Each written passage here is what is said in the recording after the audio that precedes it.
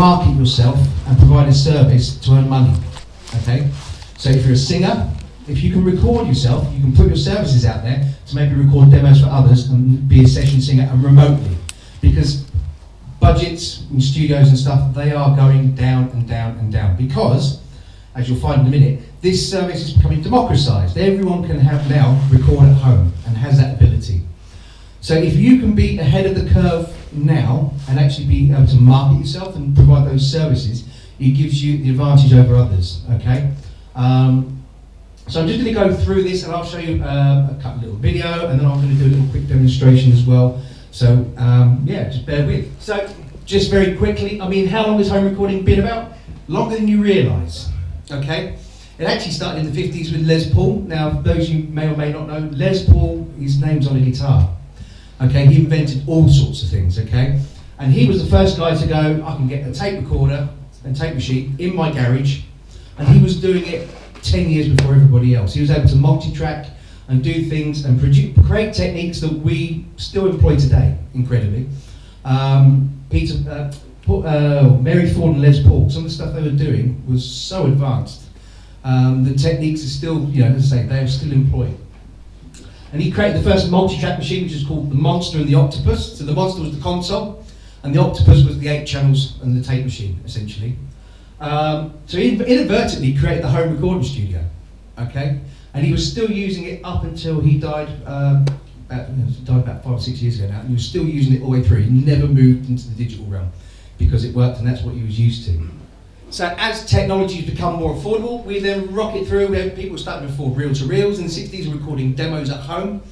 We then get the thing in the middle, which was the Porter Studio, tape cassette. So for some of you that were not young enough to know, there was this thing, and you put a pencil in sometimes to wind it back in. Okay, but the tape cassette, that was the first kind of ability to be able to record at home and create demos. And in fact, if you did it well enough, you could even have stuff released. Bruce Springsteen, Nebraska, was all done on a Porter Studio, a little 4-track recorder. It was good enough. Neil Young also recorded some of the stuff on a Porter Studio, and the vocal takes that he did were good enough. They took it off and put it on some of the albums. Okay, so the quality is there. It's just about knowing how to do it. We then kind of rocket into the 90s with the hard disk recorders, and we start getting into the digital realm. Okay, which leads me on to sort of now. You've got a home recording studio in your pocket. How many of you have got an iPhone? Ta-da! You've got one, all right? Okay, and that's the amazing thing now. I am sticking with the Apple brand. Okay, you notice I've got the Apple laptop. It appears I'm a bit of a fanboy. But no, there are other products, you know, out there for Android. I did have a look. The only thing is I will say about the Apple one is that if you have an Apple product, you've got GarageBand, that's free. Okay, it's amazing, absolutely amazing. I looked at the Android ones, you have to pay. You know, pay a $5 or something to have something. But actually, what I can say as well about the Apple thing is the integration, okay?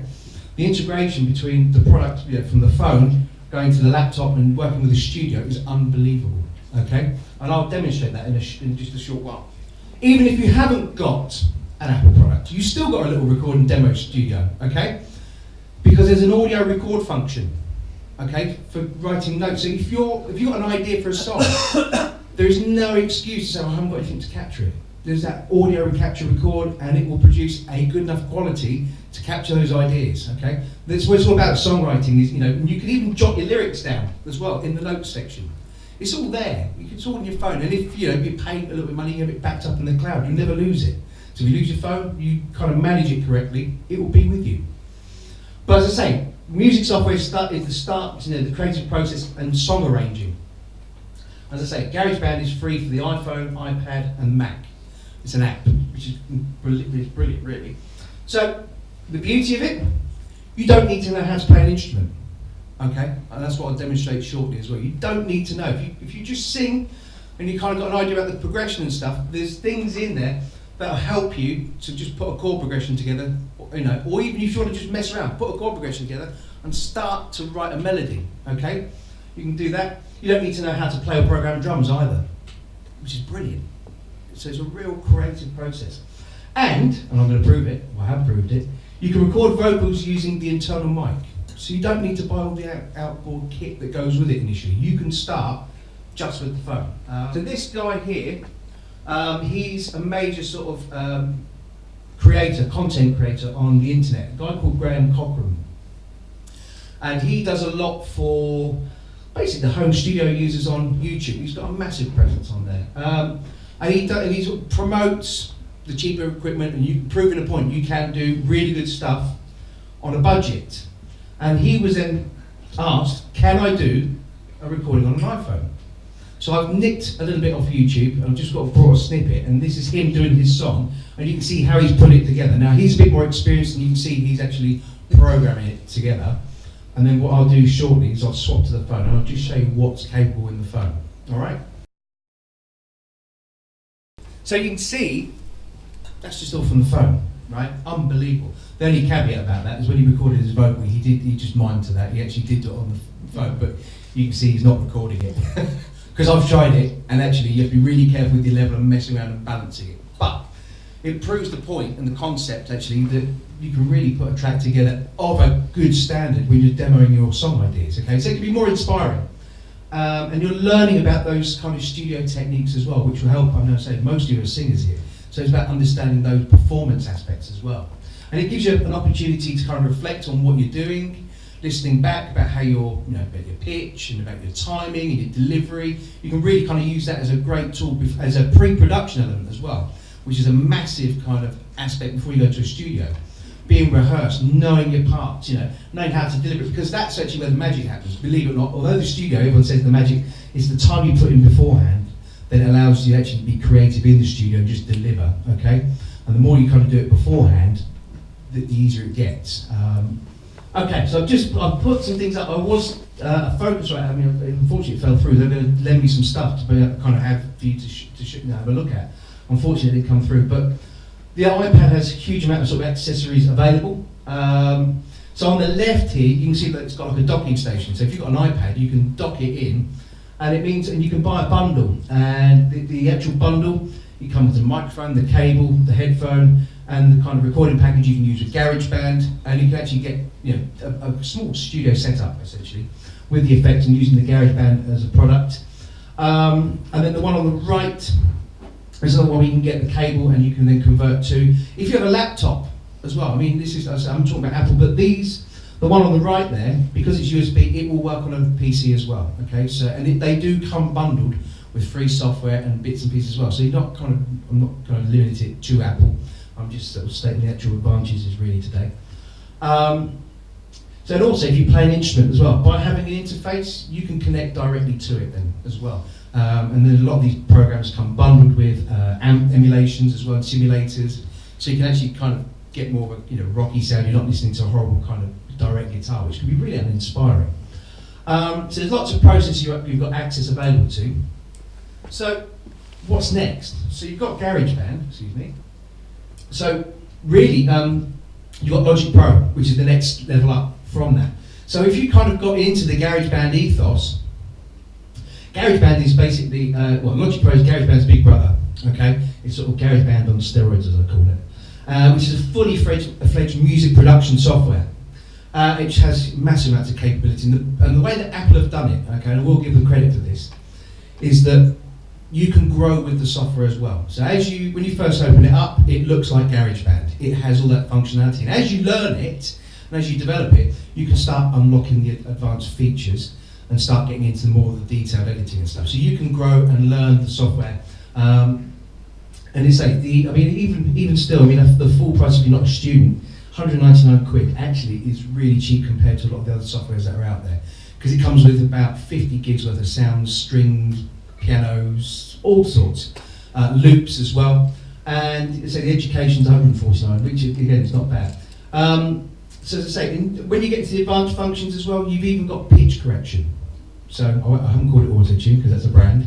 But yeah, you've got pitch correction facilities, and you've got timing corrections as well. So you can actually get into the audio and manipulate it, put it in time, so you can play around with those things as well. So you can start seeing what I'm saying, as if you want to become your own sort of business and do kind of vocals, if you can do all this stuff for other people, there's a great opportunity to kind of get work, because if you can do all those little skills yourself, record the vocal, edit it, pitch it, send it back, and get paid for that, that's brilliant, especially if you're session singing and just adding backing vocals and harmonies and stuff. You can create a real name for yourself. There is a lady out there, and she does drums, and her thing is Emily Drums. That's I think it is emilydrums.com. That's what she does, and she's a touring musician. But when she's not touring, she puts it out there. I'm back. Send me your tracks, and she records, and she will then have people send her the backing tracks and stuff, and she'll then record the drums down, edit, tweak them a bit, send them back. Is this okay? And she won't take a penny until you're happy, which I think is quite brave actually. But it's got a good trust bond relationship going there. But that's what she does, and she, and I've seen it. She's out there online, and she's booked up. So as soon as she comes back from touring, there she goes. Boom, there's all these tracks waiting for her to kind of record. So she's then continually working with new music all the time as well, which is fantastic. So I've got a few little tips, and then I'll show you GarageBand. So be careful with recording levels. It's better be slightly under than over in terms of your levels. Okay, you can always boost and bring those levels up and bring them back in and sort that. Once it's kind of just clips in the recording, you're stuck with it. So always better to do it. And also be experimental with the music. If it's all electronic and no audio recorded, in terms of the drums, the pianos and the bass and stuff, the beauty of it is you can actually change the key, okay? And by changing the key, especially for singers, you write something that you're comfortable in that key, okay? Have you ever thought about just notching it up a semitone or a tone? It will change how you perform that song. And the great example of that is, I think his name David Levin, and he was the singer for the Four Tops. And if you listen to Bernadette, okay, it sounds like he's in pain. And the Holland Dozier in Holland did it on purpose. They put the key up so it was right at the top of his range. And because of that, you've got this urgency in his vocal. So it's playing with those things, as well, being able to kind of get the best out of the song. And that's also great producing as well. And being able to self-produce, kind of look at it objectively. Am I cruising this? Can I deliver this better? Can I change the tempo? Can I make it a bit quicker? Should I make it slower? And the beauty is when it's in that kind of state, you can do all sorts of things before you commit. Don't give up, okay? Because obviously it's learning a new language in terms of the terminology. And the best part is YouTube. I can't make it work. How do I make it work? Well, find a video. There's tons of stuff out on YouTube as well. I did it to kind of work out how to do all the GarageBand things. I thought I must be able to do that. YouTube found it in 30 seconds. Brilliant. Okay, so never too old and never too late to learn. Even for me, being experienced as well. Watch them. There's loads of tricks and stuff you can find as well. So what I'm going to do is I'm going to show you, and my dulcet tones as well. Okay. Very quickly, I kind of did like a verse. I did a sort of interpretation of another song by XTC. But it was all done from the phone, okay? Nothing, no tricks, nothing else, as is. So what you're looking at here is a GarageBand arrangement directly off my phone, okay? I'll just kind of show you, this is sort of a song layout, and the beauty is, if you pay 79p as well, because it's all stored on the cloud, so you pay 79p a month, you get 50 gigs worth of storage, okay? And each kind of song and idea, you're talking about a couple of 100 meg. So you can store tons of ideas and stuff, and then what you can do is when you go and find, if you want to work with someone like myself as a producer, if you want to work with someone like that, you can bring the GarageBand, download it, bring it along, we'll open up in Logic, and we can then really go to town, work on it, look at the arrangement, re-record the parts using the sort of better hardware and stuff. But as a starting point, you can get all your ideas down really well. And the great thing is, it's like, meet Carl, my drummer, okay?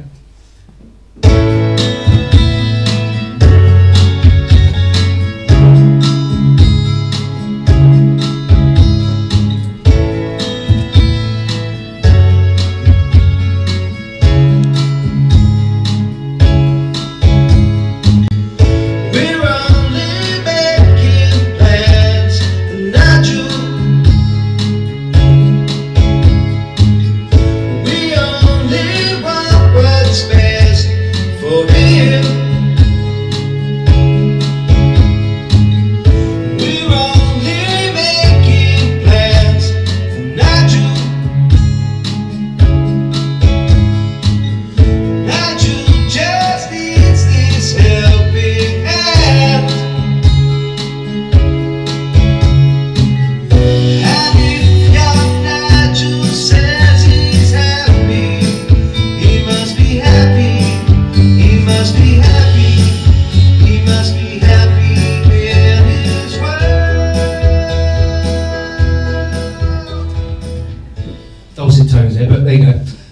just goes to show the idea. I've captured the idea. I can then go into the studio. I can work on the vocal quite a lot. But actually, if I show you Carl, so here's my drummer. I can very quickly create a whole drum pattern just by moving a little kind of globe around, and I can change the feel of it. So if you look down here, it says with the globe there, it says, I don't know if you can dim the light just slightly. So what we've got going on here, so you can see the simple, loud, complex, soft. So this is how I'm programming my drummer, okay? So I'm just punching the information in once, and he's going to play it. Because drummers don't normally do that, if you work with them. That was, as I said, quite safely as well, wasn't it? Okay, so what I've got there is I can very quickly just move the globe. So if I move that here, I can just move this around, and we can have him playing ridiculous, and I can sack him at this point, okay?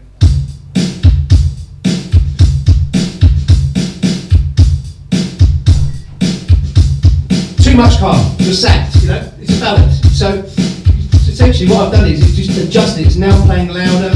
He's playing a bit more complex.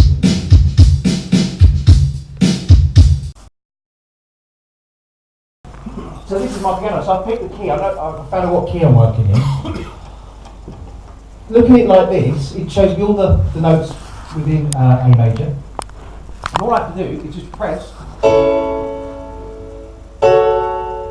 And all I'm doing is just pushing at this point here and this point here, and it gives me different kind of chord inversions. So I play A, and it's in different octaves, and then play the bass note. So it's a single note.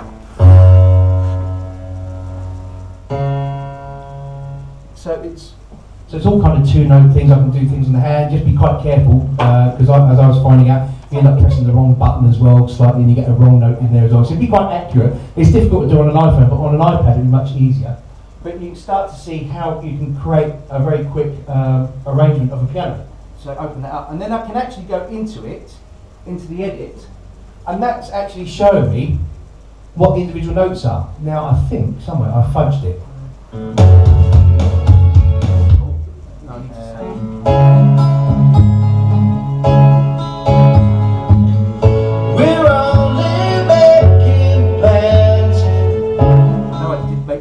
Anyway, but you can select a note by clicking on it, and you can move the individual note itself, just click and drag. So I can actually go into it and edit any kind of mistakes that I've added in as well, so it's really quick. And as you notice, the piano rolls nice, so if you're kind of learning piano, you can see where it all is and where it sits. But we obviously don't ever need to use that, right? What, that? No, never ever need to edit on. Drummers is alright, but not people. All the time. I'm always going in and dragging things up. Sometimes, yeah. And that's the other thing as well, is the great thing as well about the timing as well. You know, by doing it, you might find the timing slightly out, and you can do a thing called quantize, and you basically have the region selected. Now what I mean by region is the whole part, and you can hit a button, it will quantize, and it will snap the values in time, okay? So you go through the whole thing, just nip and tuck the notes and just quantize. You don't even need to know too much, you just need to kind of get kind of those little bits. And then finally, you can duplicate and add sections, but I don't want that at the moment. I want to go back. And the guitar as well. The guitar was recorded also. Basically sat it on the table. My wife thought I was nuts, sat on my phone and doing it. But yeah, so I was able to record the guitar just on its own, just straight into the mic. And then I was even able to add strings as well. So you can add sort of string pads. There's wild instruments and stuff. And I can show you where the effects, you can do some weird things as well, which I'll show you, but it's not necessarily always creative for what you want to do, but great for messing around with. So you've got these funny things like repeater and stuff, so if I just play.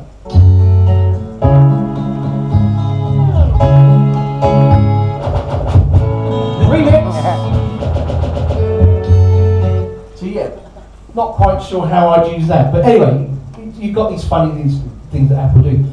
But once you've kind of got it and you've got it up in the cloud, and it come out of the phone, you can then bring it in. So this is Logic, okay?